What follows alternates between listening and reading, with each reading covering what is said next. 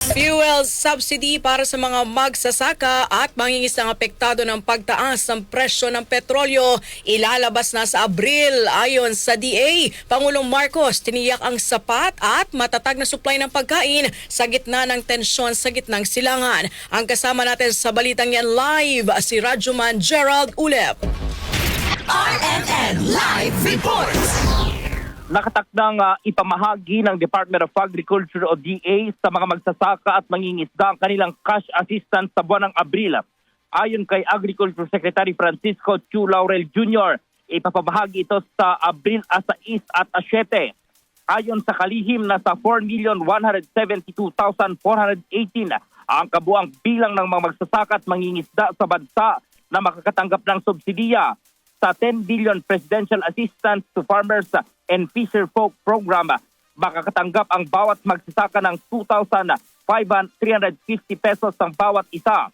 Maliban dito, makakatanggap din anya ng tig 5,000 pesos ang 14,439 na magsasaka at 3,000 naman para sa 15,669 na mangingisda, mula naman sa 150 million pesos ng DA na nakalaan sa Fuel Assistance Project. Billion yung fixed amount yun sa aming daan. So it will amount to about 2,350 pesos per beneficiary. Pero may fuel subsidy pa kami mga 150 million for both Bureau of Fisheries sa i-release yun before that. Pero mga masilbihan lang yun, mga beneficiary mga 40 plus thousand lang yun. Sa ngayon, inaayos na umano ng ahensya ang ipapamahaging assistance, lalo pat apektado ang lahat ng sektora. Samantala, tiniyak naman ni Pangulong Bongbong Marcos na sapata at abot kaya ang presyo ng pagkain sa gitna ng tensyon sa Middle East.